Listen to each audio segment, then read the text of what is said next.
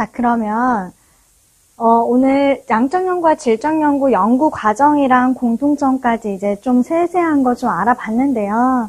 그 가설 설정이 양적 연구에서 굉장히 중요하다고 했잖아요.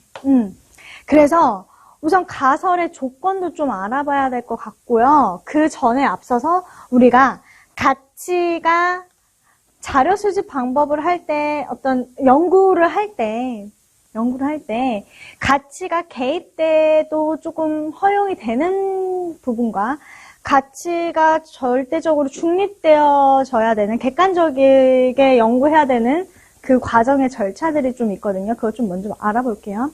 자, 당연히 연구를 함에 있어서는 객관적인 연구 결과를 도출해야 됩니다. 객관적인 입장에서. 근데 어쩔 수 없이 인간이기에 가치가 개입될 수밖에 없는 순간들이 있거든요. 그런 게 어떤 부분이냐면요. 문제 제기. 주제 선정하는 거는요. 내가 선호하는, 내가 필요한 부분의 주제를 선정하는 거기 때문에 어때요? 네. 그렇기 때문에 당연히 가치가 개입될 수밖에 없어요. 또 가설 설정하는 것도 마찬가지로 스마트폰의 의존도가 심할수록 교과 성적이 낮을 것이다라는 건 내가 궁금해서 이렇게 설정을 한 건데 높을 것이다. 혹은 내가 궁금해하는 주제로 가설을 설정하고 어떻게 될 것인지 궁금해하는 거기 그 부분이기 때문에 가설 설정 부분도 당연히 가치가 개입돼요. 됐어요? 연구를 어떻게 어떠한 자료 수집을 하고 어떤 방법을 이용해서 연구를 수행할 건지에 대한 설계 부분도 당연히 가치가 개입된다. 여기 연구 과정, 문제 제기에서 연구 설계 단계까지는 당연히 어떻다? 가치가 개입될 수밖에 없어요. 됐어요? 근데 여기요. 자료를 수집하는 거, 객관적인 자료를 수집하는 거죠? 수집하고 분석하는 거. 내 맘대로 분석하려면은 성적이 20이 나왔는데 50으로 분석해버리거나 이러면 안 되잖아요. 자료를 수집하고 그 객관적 자료를 수집하고 분석하고 검증하고 도출하는 이 과정은 다 어때야 된다? 가치 중립적인 입장에서 가치 중립적인 입장 가치가 중립돼야 된다. 가치 중립이랑 같은 말 객관적이어야 된다 이런 말 됐죠? 연구 과정에서도 당연히 가치가 중립적이어야 되지만 가치가 개입될 수밖에 없는 부분은 이 부분이다. 그리고 질적 연구에서 해석하는 것도 거의 주관적, 질적 연구 자체는 거의 주관적인 그 가치가 들어간다는 게 비판적이기 때문에 지금 양적 연구에 한해서만 좀 얘기할게요. 양적 연구에서는 가치 개입되는 순간이 가설 설정, 연구 설계, 문제 제기하는 단계다라고 보시면 되겠습니다. 됐나요? 이 문제를 선생님이 왜 얘기를 했냐면 문제가 예전에 나온 적이 있는데요. 문제가 어떻게 나왔었냐면 자, 14번 문제 한번 같이 보면서 얘기해 볼게요. 이거 2015년 아마 기출문제로 기억하고 있는데요. 네. 같이 보도록 하겠습니다. 자, 가나가 적용돼야 될 할 연구 단계를 옳은 것만 보기에서 골라라 라고 했습니다. 그랬을 때 자, 연구자는 사회현상의 연구 과정에서 가치 개입과 가치 중립의 문제에 직면한다. 그쵸? 그래서 연구자는 학문적 객관성, 가치 중립성을 위해 가급적 당연히 뭘 지켜야 된다? 가에는 가치 중립을 지켜야 돼요. 가치 중립. 이거는 교재에 나와있지 않은 문제 선생님이 그냥 갖고 온 거예요. 이거 문제 풀이하기 위해서. 자, 하지만 연구 과정에서 어떠한 가치 판단도 존재하지 않는 연구는 불가능하므로 가치 개입이 불가피할, 가치 개입이 용인되는 단계도 있습니다. 됐어요? 그럼 가에는 가치 중립, 나는 가치 개입 볼게요. 개념을 측정 가능하도록 조작적 정의하는 거. 개념의 조작적 정의라고 했죠? 개념의 조작적 정의는 스마트폰 의존도라는 추상적 개념을 어떻게 양적으로 수량화할 것인가를 정하는 거야. 이건 내가 정하는 거야. 스마트폰 의존도를 나는 스마트폰 사용하는 빈도, 횟수로 정할 것이다. 혹은 누구는 사용하는 시간으로 정할 것이다. 스마트폰 기종으로 정할 것이다. 뭐 이런 거 여러 가지가 있기 때문에요. 이건 정하는 건 그 연구자의 가치가 개입될 수밖에 없어요. 그러니까 가는 가치 중립인데 개입될 수밖에 없으니까 틀렸네요. 수집된 자료를 통해 가설의 진위 여부를 확인한다. 이게 가설의 진위 여부, 가짜인지 진짜인지 가설 검증하는 단계이잖아요. 맞아요? 가설 검증은 엄격하게 가치가 중립돼야 됩니다. 맞네요. 됐어요? 자료 수집 방법으로 질문지법을 선택한다. 자, 이건 뭐예요? 자료 수집 방법이에요? 여기? 자료 수집. 자료 수집은 선생님의 가치 중립이랬어. 네, 맞아요? 선생님이 자료 수집의 가치 중립이라고 했던 건 수집 자체를 객관화시키고 객관적인 자료를 수집해야 된다는 얘기인 거고, 어떠한 자료 수집 방법을 설정하는 거, 질문지법을 할 건지 면접법을 할 건지 참여관찰법을 할 건지 뭐 실험법을 할 건지 자료 수집 방법에 대해서 선정하는 건 연구 설계에서 하는 거기 때문에 이거는 같이 개입이 될 수밖에 없어요. 맞습니다, 이거요. 됐어요? 나는 독립변수와 종속변수 간의 잠정적 관계를 설정한다. 자, 아까 말했죠? 독립변수와 종속변수, 변수와 변수 간의 잠정적 관계 설정하는 거, 잠정적 결론 내리는 거 무슨 어디예요? 가설 설정이죠? 가설 설정은 당연히 같이 개입될 수밖에 없으니까 맞네요. 그래서 정답 몇 번입니까? 니은, 디귿, 리을 되겠습니다. 됐어요? 리을, 디귿, 리을이요. 5번이네요. 이렇게 문제 푸시는 거예요. 가치 중립 개입 이런 거는요. 자, 됐고요. 자, 그 다음에 우리 선생님이 하나만 더 할게요. 가설. 가설에는 조건이 있거든요. 가설에는 조건. 가설에는 어떤 조건이 있는지 한번 볼게요. 가설을 아무렇게나 세우면 안 돼. 가설은요, 이런 조건이 있습니다. 첫 번째. 경험적 증거 수집에 의한 검증이 가능해야 된다는 거예요. 한마디로 경험적 증거라고 했죠. 아까 전에 경험적 증거 자료랑 반대말이 선험적 자료라고 했잖아요. 선험적이라는 거, 신적인 거, 진위 여부를 판단할 수 없는 철학적인 영역을 얘기해요. 그렇기 때문에 착하게 살면 천국에 갈 것이다라는 가설은 경험적 증거로 알 수가 없잖아. 우리가 그쵸? 관찰할 수 없기 때문에 이러한 가설은 잘못됐다라고 보시면 되겠습니다. 됐나요? 두 번째. 검증할 필요가 있는 가설이어야 되는데 검증할 필요가 없는 가설은 잘못된 가설이에요. 자, 보면 동의어가 반복되거나 너무 당연한 진술일 수 있어요. 여기 보시면 이촌 향도 현상이 심해지면 도시의 인구 밀도가 높아질 것이다 라고 했어요. 이촌 향도 현상이 뭐예요?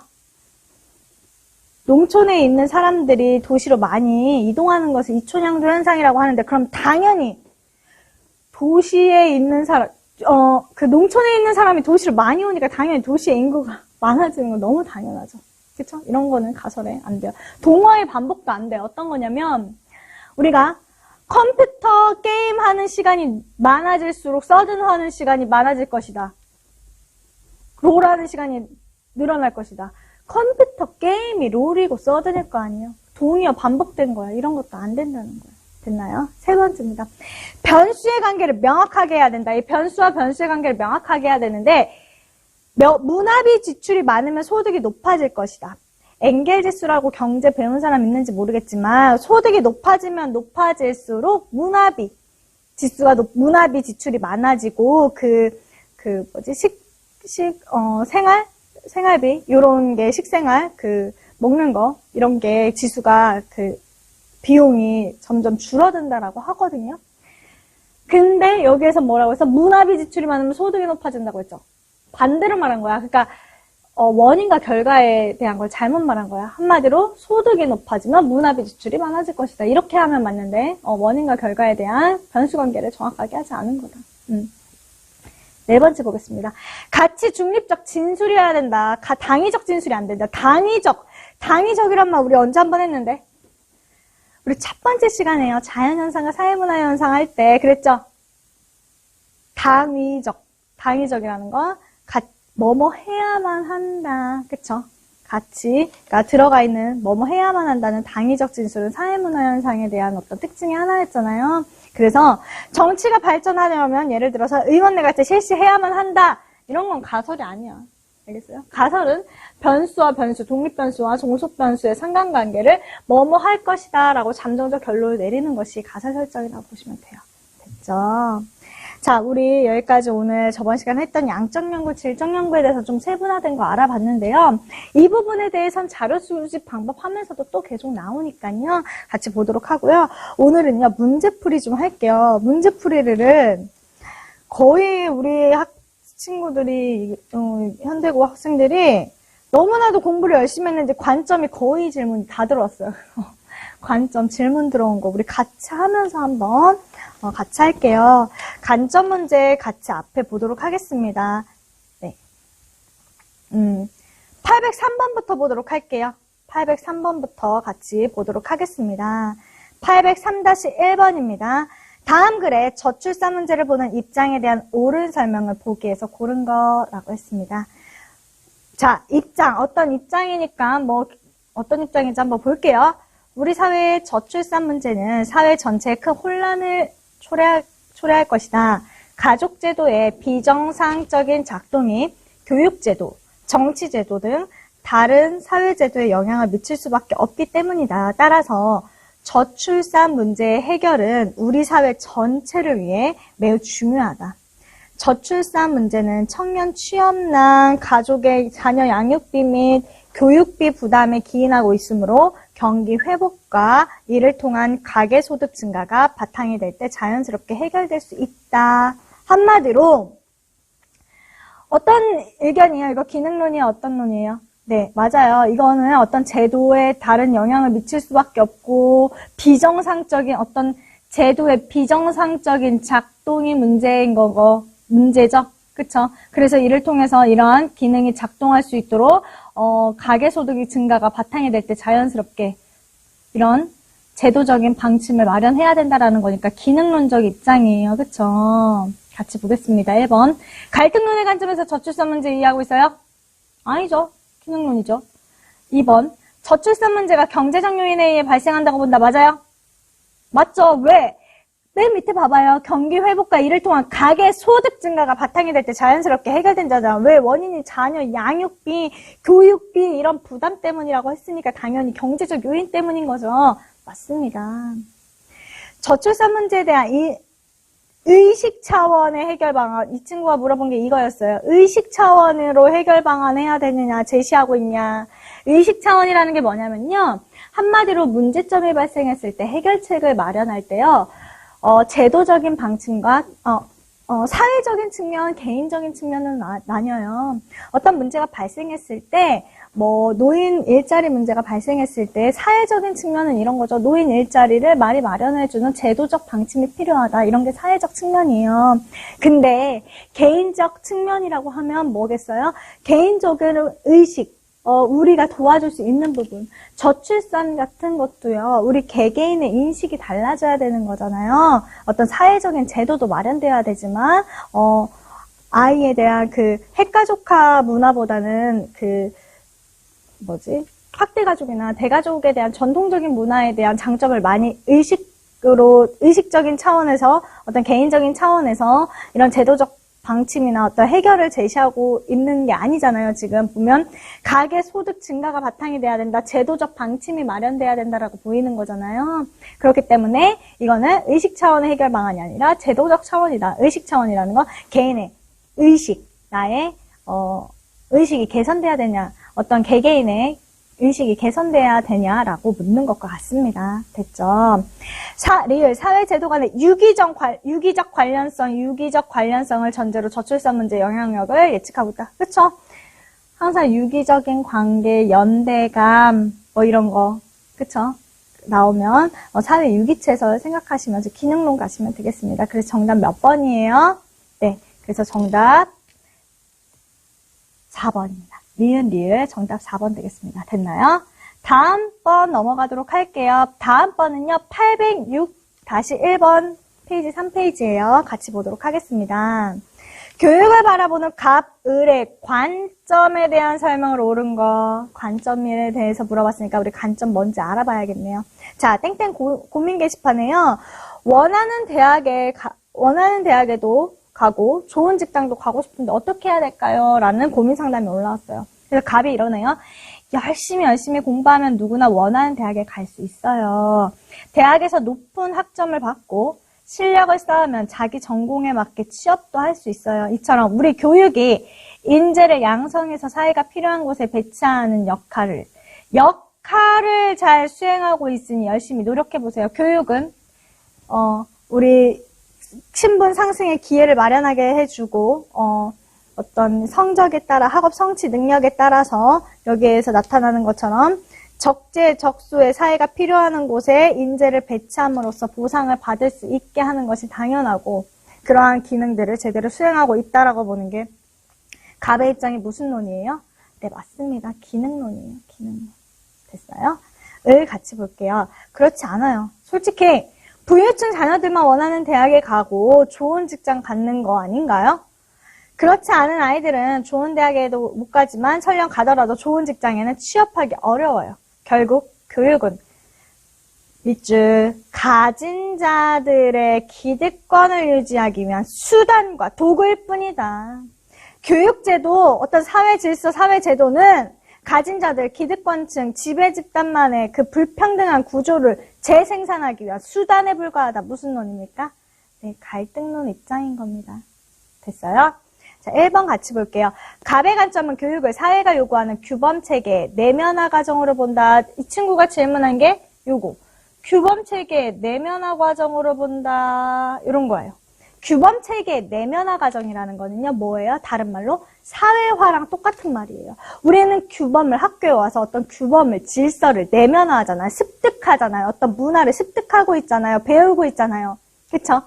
그렇기 때문에 교육을 사회 전체가 요구하는 사회화 과정을 내면화하고 있다. 이게 무슨 논이에요?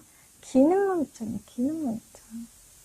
수단과 교육이 그 사람들을 위한 수단과 억압이 아니라 우리를 내면화시키고 사회에 나가기 전에 미리 배우고 사회에서 잘 유지하고 적절하게 기능을 발현할 수 있도록 나가서 잘 적응하고 살 수 있도록 해주는 그런 기관이다라고 보는 건 규범체계 내면화 과정이 사회화 과정이기 때문에 이건 기능론입니다. 2번 볼게요.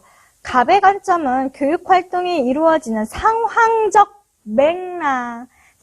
맥락에 의해 이해에 초점을 맞춘다. 이거 당연히 무슨 논이에요? 사람과 사람 사이에 벌어나는 상호작용의 일들을 상황 정의, 상황 맥락에 따라 이해하고 해석하는 거잖아요. 그래서 이거는 상징적, 상호작용론이죠. 갑은 기능론인데. 그쵸? 정답은 바로 1번 나왔었어요.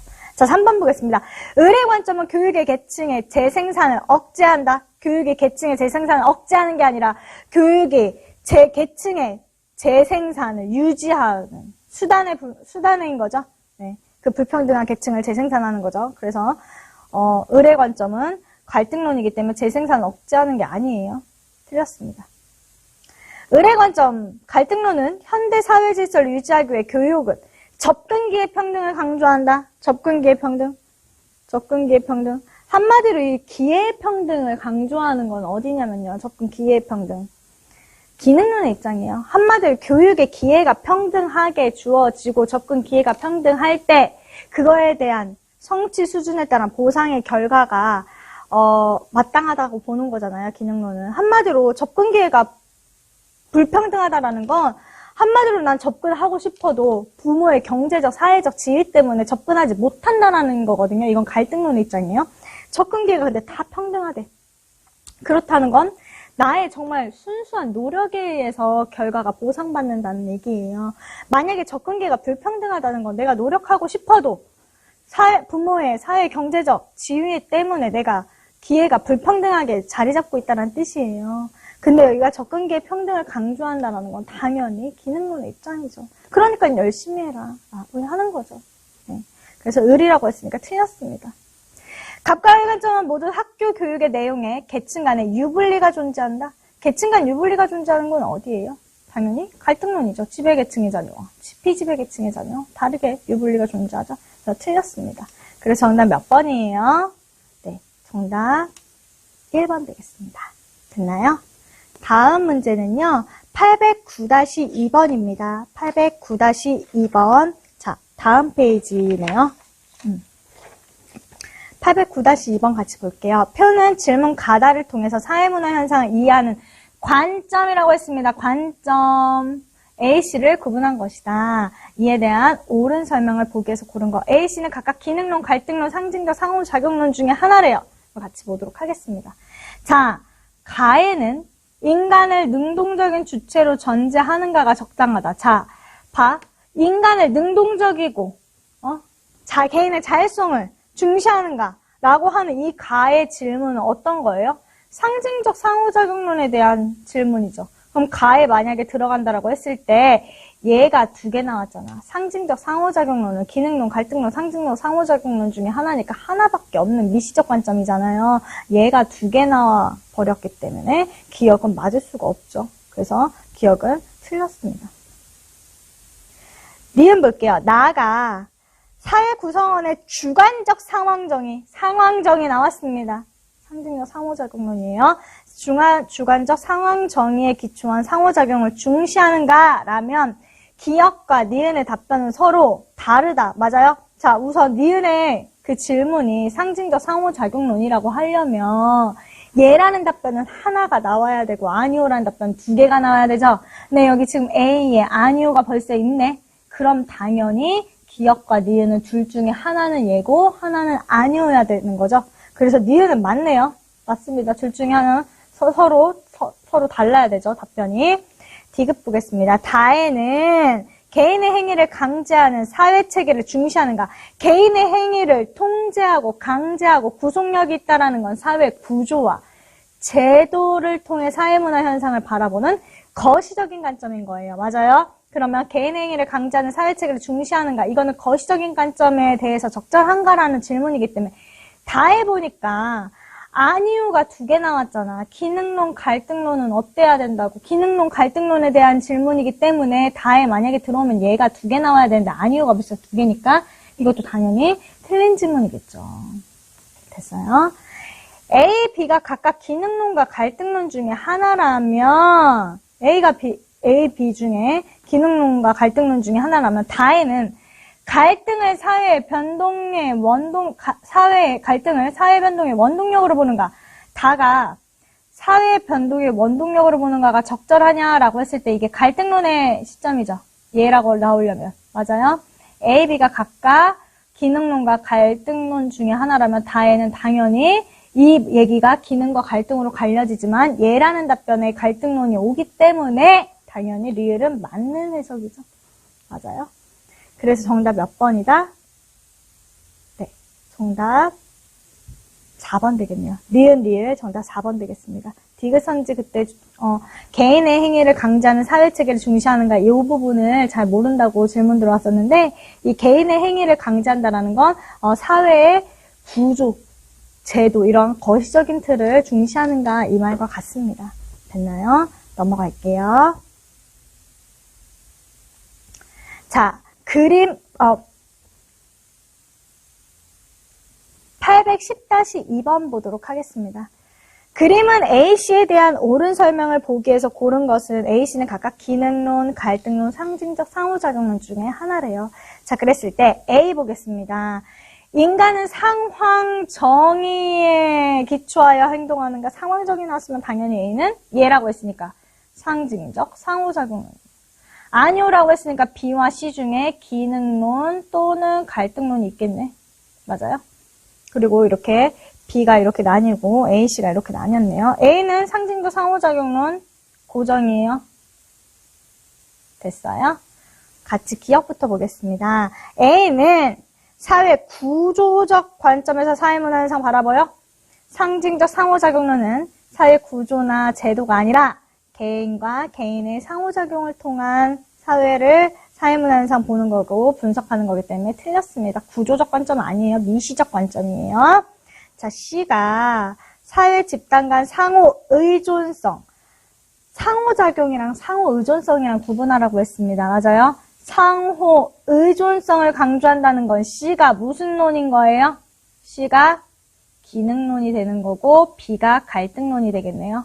맞아요? 자, 그랬을 때 가에서 사회 문제를 병리적 현상으로 보는가, 사회 문제를 병리적 현상으로 보는가 라고 하면 이거는 어느 어디에 해당하는 질문이에요? 기능론에 해당하는 질문이잖아. 기능론이 얘가 돼야 되잖아. 근데 갈등론에 얘가 들어왔으니까 당연히 틀렸죠.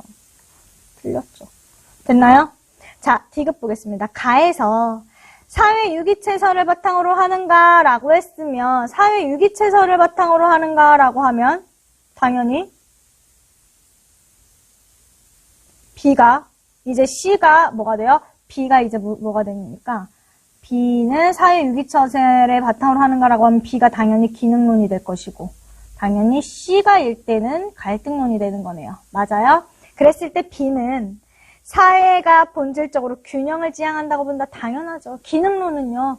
조금 수평이 안 맞고 균형이 안 맞더라도 금방 회복된다고 했잖아요. 금방 세살이 도는 항상성이 있다고 했잖아요. 그래서 이건 맞습니다. 항상 균형을 지향해요. 그다음에 가에서 사회 질서가 지배 집단의 필요를 반영하여 형성된다. 얘라고 했으면 이게 당연히 뭐가 돼요, 이제? 그렇죠. 이제 이게 당연히 B가 갈등론이 되는 거죠. B가 갈등론. 맞아요. 지배 집단 나왔잖아요. C는 그러면 당연히 기능론이 되겠네요. 기능론. C는 기득권층의 이익을 대변하는 논리로 악용될 우려가 있다. 이제는 뭐 이제 기계처럼 나와야죠. 기능론의 비판점. 맞네요. 기득권층의 이익을 대변하는 논리로 악용될 우려가 있다. 이건 완전 외워버리세요. 됐어요? 그러면 이것도 맞네요. 그래서 몇 번이에요? 정답 디귿리을 5번 되겠네요. 맞아요? 정답 5번 되겠습니다. 네. 이 친구가 뭘 질문했었지?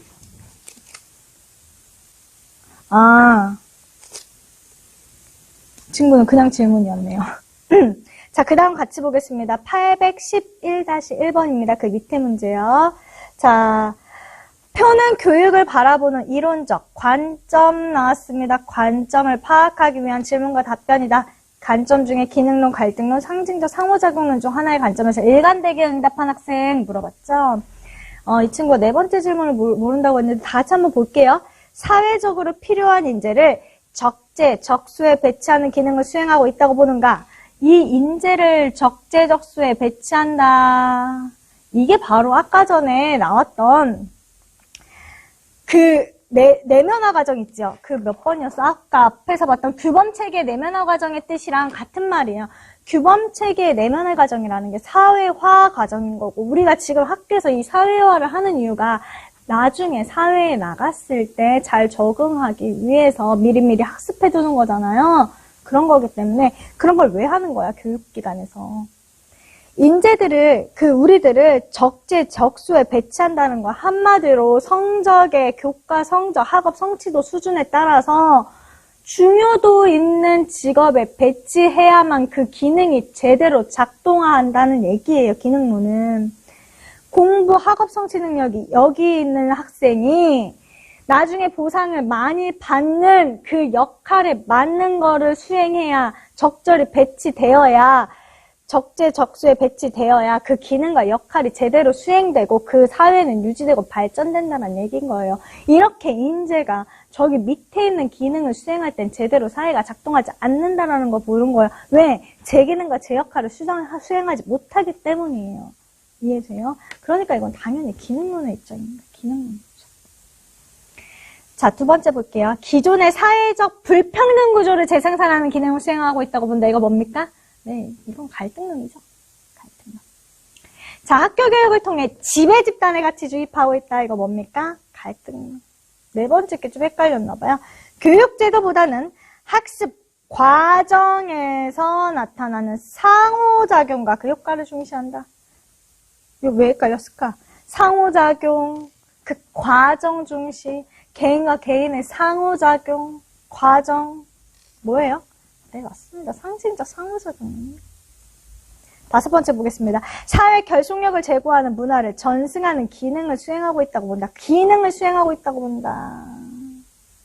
어떤 결속력, 집단력, 연대감, 끈끈한 상호 의존성, 이거 뭐예요? 다 기능론이죠, 기능론. 다섯 번째 볼게요. 학교 교육에 대한 교사와 학생의 의미 부여와 능동적 행위에 주목한다. 학생과 교사, 개인과 개인 간의 의미 부여, 상황에 따른 의미 부여, 가치 부여, 그 능동성, 개인의 자율성, 능동성을 중시하는 거 어디예요? 상징적 상호작용입니다. 됐나요? 그래서 하나 일관된 거 누굽니까? 정 봐봐. 정, 기능론, 갈등론, 기능론, 나머지 다 아니죠. 정이 그래서 일관되게 얘기하고 있어요. 정이. 그래서 기능론의 입장은 말한 정답 정 되겠습니다. 됐어요? 네, 다음 보겠습니다. 811-2번 문제예요.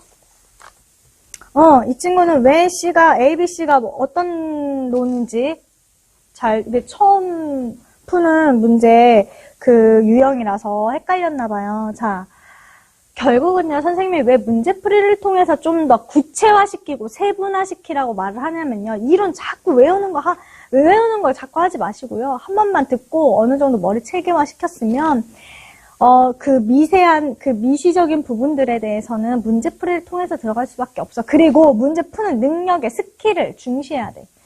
문제풀이를 많이 하다 보면 다양한 유형의 형태가 나와. 이런 유형을 풀어본 사람이 이걸 틀렸을지언정 이렇게 한번 풀어본 사람과 전혀 모르는, 어떻게 푸는지 접근조차 못하는 사람이랑 벌써 여기 문제를 문제 푸는 그 뭐라고 해야 되나 마음가짐부터 달라져. 그래서 선생님이 그랬죠. 기출 분석 굉장히 중요하고 선생님 만난 거는 그래도 다행이게 선생님 맨날 말해주잖아. 1번 문제 뭐랬어? 자연현상, 사회문화현상 비교하는 문제 나온다라고 했죠. 이걸 아는 사람과 접근 방법조차 모르는 사람과 예상하고 있는 사람과 이건 차이가 날 수밖에 없어요. 무슨 말인지 알겠어요? 이것도 마찬가지로 이 문제를 풀어본 사람은 바로 접근할 수 있는데 처음 푸는 유형인 학생들은 모르는 거야. 근데 우린 처음 했으니까 당연히 몰라. 이제 알면 돼요. 다음 자료에 대한 설명을 옳은 거 같이 볼게요. 그럼 이런 건 어떻게 푸냐면요. 이렇게 쓰시면 돼요. A, B, C 가정하는 거야. 개인의 행동은 특정 집단의 가치, 특정 집단이니까 지배 집단 얘기하는 거네요. 특정 집단의 가치가 반영된 사회규범에 의해 강제된다 했으니까 이게 지배 집단. A와 B로 구분할 수 있대. 그러면 A와 B 둘 중에 하나는 반드시 뭐여야 돼? 갈등론이어야 된다는 거야. A가 갈등론이거나 또는 여기 밑에 B가 갈등론이거나. 됐어요? A, B와 구분될 수 있으니까 A와 B 중에 둘 중에 하나는 갈등론이어야 된다면 이렇게 쓰는 거야. 됐어요? 경우의 수로 따지는 거야. 자, 개인의 그 밑에 볼게요. 개인의 행동이 개인 외부에서 독립적으로 작동하는 강제력에 의해 규제된다고 보는 거. 아까 뭐랬어요? 이게 뭐래야? 사회 구조나 강제성에 대해서 중시하고 그걸 적절하게 보는 거, 규제된다고 보는가. 사회 구조나 제도들을 통해 사회문화 현상을 이해하는가라는 질문과 똑같아요. 거시적인 입장을 얘기하는 거예요. 근데 A와 C를 구분할 수 없대. A와 C를 구분할 수 없다라는 건 A와 C가 무슨 입장이라는 거야? 반드시 A와 C는 거시적인 입장. 거시적인 입장이 들어가야 되는 거죠. 그러면 나머지 하나 B는 당연히 미시적인 입장일 수밖에 없다라는 거예요. 그게 어떤 거야? 위에 첫 번째 경우의 수랑 두 번째 경우 수라고 했을 때 B가 벌써 여기는 두 번째 경우에서는 갈등론이었으니까 당연히 올 수가 없죠. A와 C를 구분할 수 없는 이 두 번째 질문에서 얘가 거시적인 입장인 게 나왔으니까 얘가 갈등론일 때 기능론이어야 되고요. 여기는 상징적 상호작용론일 수밖에 없어요. 이 경우의 수밖에 안 되는 거잖아. 됐어요? 그럼 이제 볼게요. A는 사회 각 부분이 상호 의존적 관계, 의존적. 이건 기능론 입장이니까 A가 아니라 C겠네요. 기능론적 입장 A가 아니라 C예요. 틀렸습니다. 자, B는 사회 안정보다 변동 중시해요. 상징적 상호작용론이. 얘는 안정, 변동 이런 거 얘기하지 않는데 개인으로 보는데 틀렸습니다. 이건 한마디로 누구 얘기예요? 변동 중시하는 거는 누굽니까? 변동을 중시한다라고 하면 A가 맞겠네요. A. 됐어요? C는 사회가 유기체와 유사하다. 맞네요. 기능론. C가 기능론이니까 이게 맞네요. A, B는 C와 달리 사회 제도의 영향력을 중시하는 건 A, B가 아니라 뭐예요? A, C죠. A, C. C. 틀렸어요. 자, A는 B, C와 달리 갈등론은 개인 행동은 상황에 대한 주관적 해석. 주관적 해석은 어디예요? B죠. B. 상징적 상호작용론에 기초에 이루어진다. 그래서 B니까 틀렸습니다. 그래서 정답 몇 번이에요? 네, 그래서 정답 3번 되겠네요. 됐어요? 이렇게 푸는 거예요. 경우의 수 나눠서. 됐죠? 자, 그 다음에 보겠습니다. 909-2번이요. 한 장 넘겨서요. 질문 들어온 거 지금 다 하고 있는 거예요.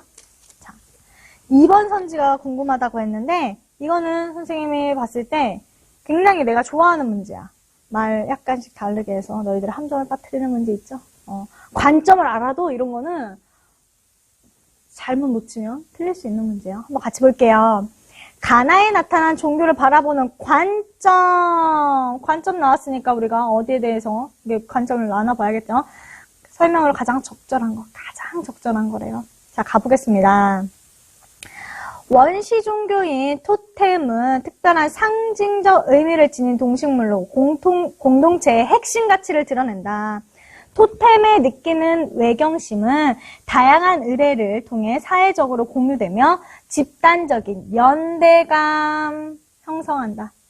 종교는 공동체적 결속을 정치, 사회적 영역으로 전이하고 연결되었고 신앙의 경계를 넘어서고 협동하게 되어 있고 그런 결속력과 그런 게 있대요. 이거 당연히 무슨 논이에요? 네, 종교 기능론적 관점이에요. 됐어요? 나와 같이 보겠습니다. 종교는 현실의 고난과 역경을 잊게 하고요. 심리적 위안을 준다. 하지만 종교는 인간이 실현할 수 있는 가치를 신에게 돌림으로써 그 자기 소외를 드러내버린다. 종교는 내세의 행복을 보장함으로써 현존하는 권력구조와 질서에 순응하도록 한다. 종교는 불평등한 구조를, 질서를 순응하도록 만든다. 날 바보 만든다. 됐어요? 무슨 논이에요?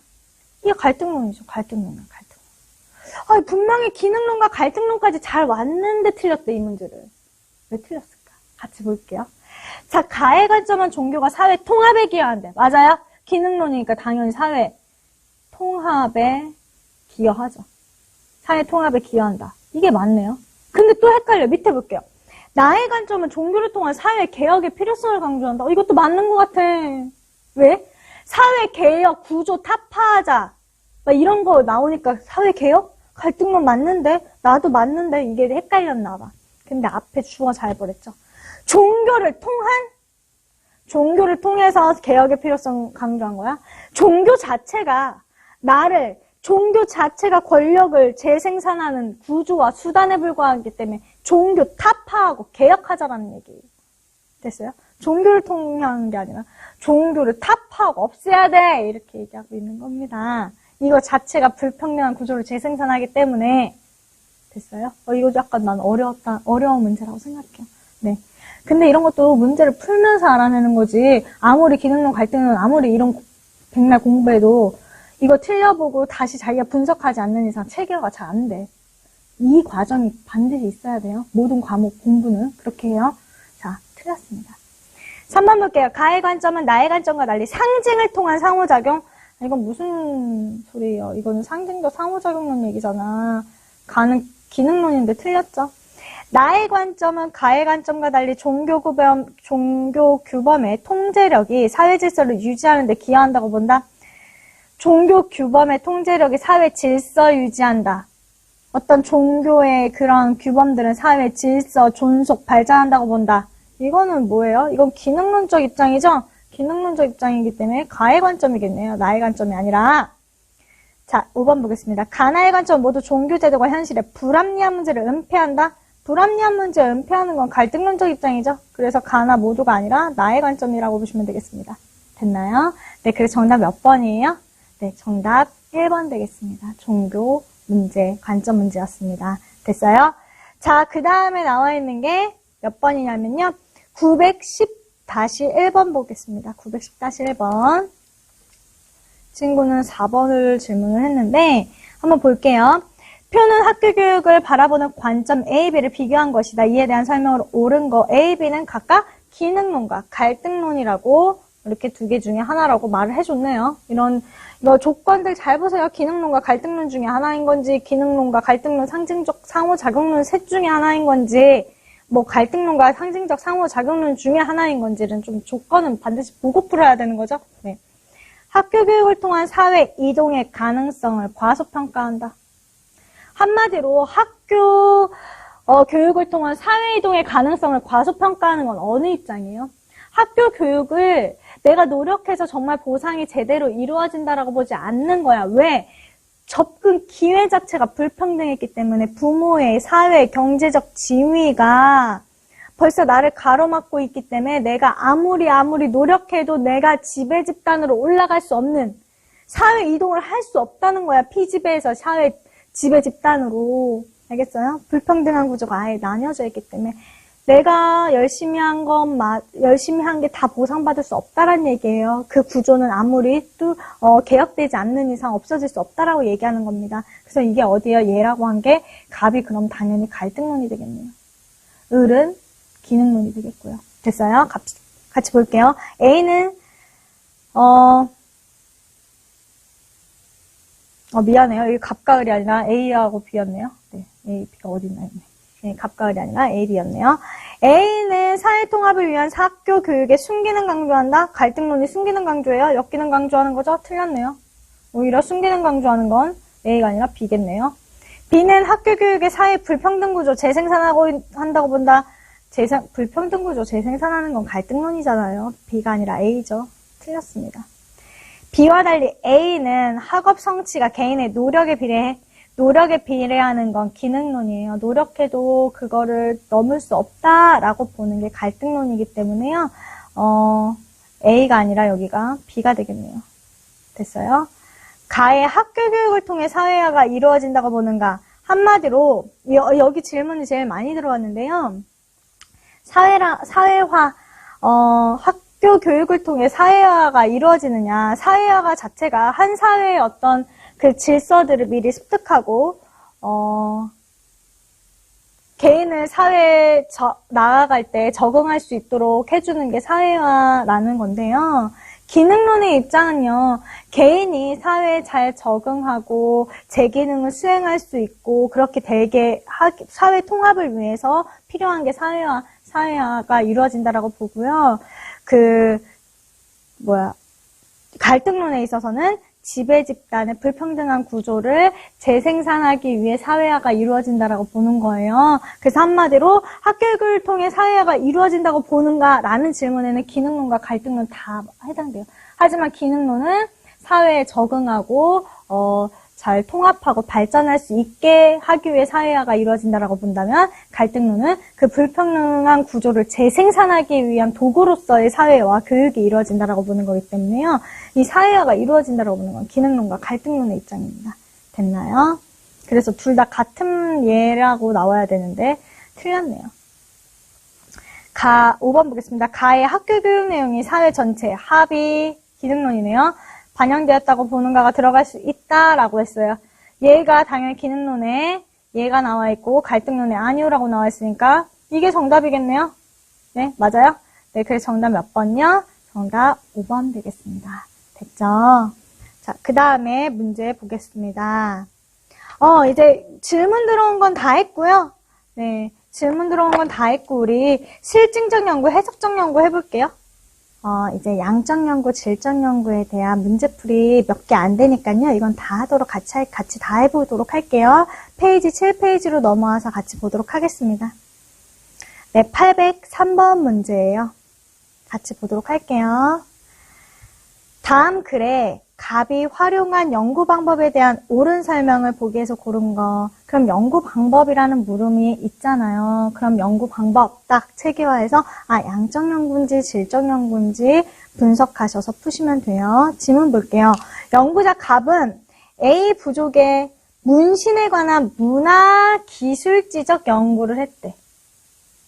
그는 부족한 사람들에 대한 참여 관찰을 통해 몸에 곰문신을 하는 문화적 배경에 대해 알아보았다. 그 결과 곰문신은 단순한 치장이 아닌 해당 부족의 탄생, 신화와 사후세계에 대한 관념이 반영된 문화임을 알게 되었다.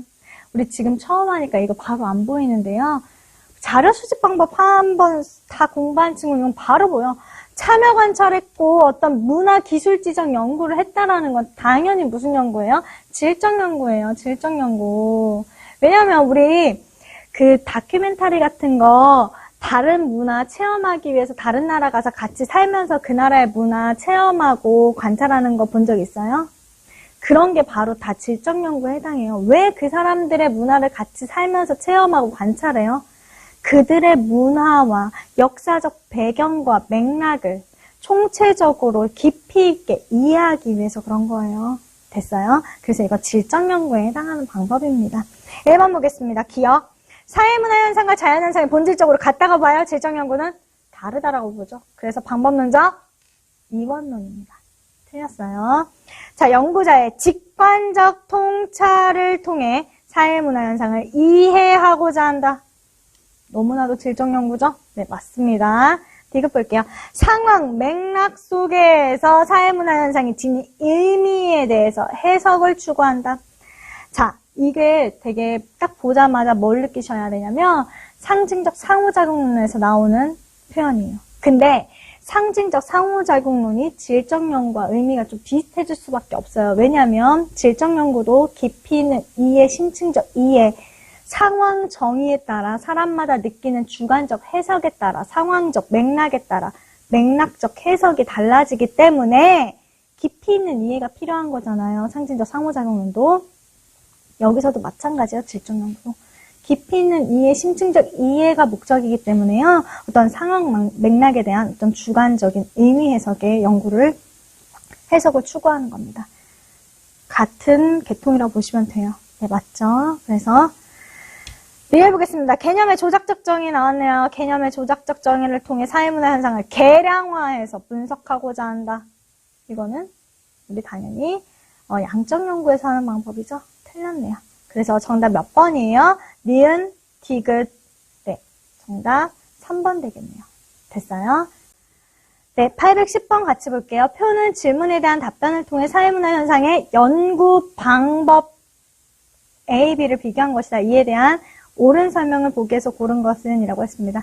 연구 방법, 양적 연구, 질적 연구에 대한 거죠. 그랬을 때 질문에서 방법론적 이원론을 바탕으로 하는가라고 했잖아요. 그래서 A가 예라고 했으면 당연히 이원론이니까 질적 연구. B는 뭐가 돼요? 아니오라고 했으니까 양적 연구가 되는 거예요. 됐어요? 그랬을 때 A는 B와 달리 사실과 가치가 분리될 수 있다라고 봐요. 자, 질적 연구는요, 한마디로 사실과 가치가 분리될 수 없기 때문에 질적 연구를 해야 된다라는 거야. 깊이 있는 이해를 해야 된다라는 거야. 따로따로 분리할 수 없다라고 보는 거예요. 그래서 직관적 통찰에 의해서, 그거를 심층적으로 이해해야 된다라고 보는 거거든요. 그래서 A는 B와 달리 사실과 가치가 분리될 수 있다는 게 아니라 없다라는 겁니다. 없다. A, 질적 연구는 없다라고 보는 거예요. 틀렸습니다. 가에는 일반화나 법칙 정립을 목적으로 한다. 법칙, 발견, 미래 예측 목적으로 하는 거 어디예요? 이거는 당연히 양적 연구에 해당하는 질문이기 때문에 가에 들어가게 된다고 하면 예라고 한 양적 연구 예가 되고 질적 연구가 아니오가 들어갔으니까 들어갈 수 있다가 맞네요. 있다. 없다가 아니라 있다가 맞네요. 틀렸어요. 나에는 비공식적 자료와 감정이입을 중시하는가. 이건 질적 연구에 해당하는 거네요. 질적 연구에 해당하는 거니까 질적 연구에 예가 들어가 있으니까 맞네요. 다는 경험적 관찰을 통해 자료를 수집하는가가 들어가면 기억, 니은 모두 예이다. 그랬죠? 선생님이 양적 연구, 질적 연구 둘 다 경험적 자료에 의한 연구 결과를 도출할 수 있기 때문에 둘 다 공통점이라고 했죠? 그래서 정답 몇 번이에요? 정답 디귿 리을 되겠네요. 정답 5번이요. 넘어가겠습니다. 903번이요. 사회문화 현상의 연구 방법 A, B에 대한 옳은 설명을 보기 위해서 고른 것은 자, 연구 방법이라고 했습니다. A, B가 어떤 연구 방법인지 볼게요. 자연현상과 마찬가지로 사회문화 현상에도 규칙성이 존재한다고 보는 사람들은 A를 통해 사회문화 현상을 연구해야 된다고 본다. 자연현상과 사회문화 현상이 같은 방법으로 연구해야 된다라고 보는 거죠. 그래서 A가 뭐다? 네, A는 양적 연구 방법입니다. 이와 달리 사회문화 현상은 행위 주체에 의해 의미가 부여되기 때문에 규칙성을 갖지 않는다고 보는 사람들은 B를 통해 사회문화 현상을 연구해야 된다고 주장한다. 그래서 B는 뭐예요? 사회문화 현상과 자연현상은 본질적으로 다르다라고 보는 거고 다르게 각각의 연구 방법을 해야 된다는 방법론적 이원론에 해당하는 거죠. 그래서 질적 연구에 해당합니다. 기억부터 볼게요.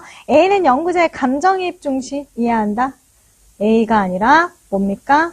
B가 질적 연구에 해당하는 거죠. 틀렸네요. 니은 볼게요. B는 통계 분석을 위해 계량화된 자료를 선호한다. 통계 분석, 계량화 어디 연구 방법이에요?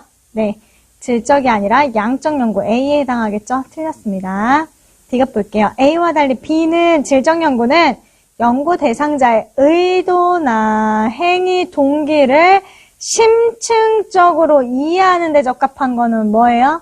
네, 질적 연구죠. 그래서 맞네요. 디귿은.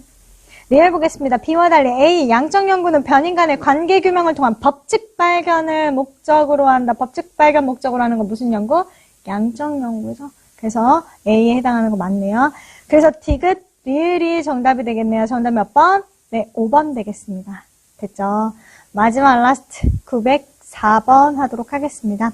다음 글에 나타난 사회문화 현상 연구 방법의 일반적인 특징에 대한 옳은 설명을 보기 위해서 고른 거.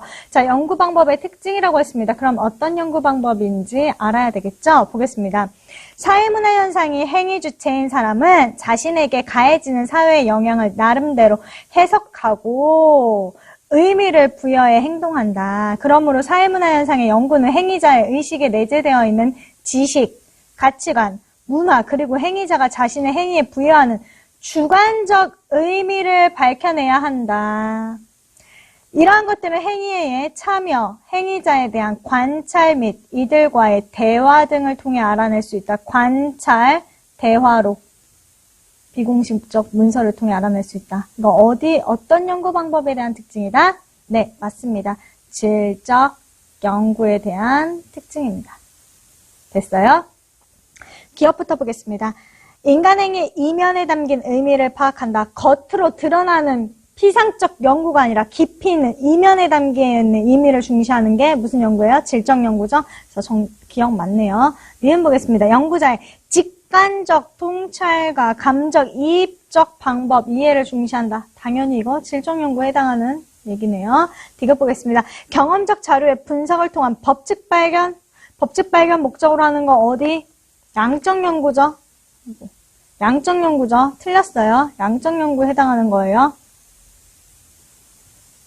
양적 연구에 해당하는 거죠. 그래서 틀렸습니다. 경험적 자료의 분석을 통한 법칙 발견을 목적으로 한다. 그랬기 때문에 법칙 발견 목적으로 하는 건 양적 연구에 해당하는 거죠. 틀렸습니다. 방법론적 이론론에 기초하여 사회문화 현상을 탐구한다. 방법론적 이론론은 양적 연구에 해당하는 거고 질적 연구는 방법론적 이원론에 해당하기 때문에 이거는 틀렸죠. 네. 그래서 정답 몇 번이에요? 정답 기억 니은 1번 되겠네요. 됐나요? 자, 오늘은요, 이렇게 사회문화 현상 연구 방법에 대한 문제풀이, 관점, 질문 들어온 거 거의 다랑 문제풀이까지 다 했는데요. 네, 다음 시간에는요, 다음 시간엔 연구 방법, 다음 시간엔 자료 수집 방법에 대해서 할 거예요. 자료 수집 방법은 5가지 정도가 있고요. 자료 수집 방법은 지금 방금 했던 연구 방법과 연계해서 시험 문제가 많이 나오기 때문에 따로따로 떨어져서 학습하기보다는 총체적인 학습이 중요할 것 같고요. 또 모르는 거 있으면 질문 남겨주시면 되겠습니다. 됐나요? 네, 다음 시간에는 이론 13에서 16페이지, 기출 8에서 13페이지 풀어오시면 되겠습니다. 네, 오늘 하루도 화이팅 하시고 네,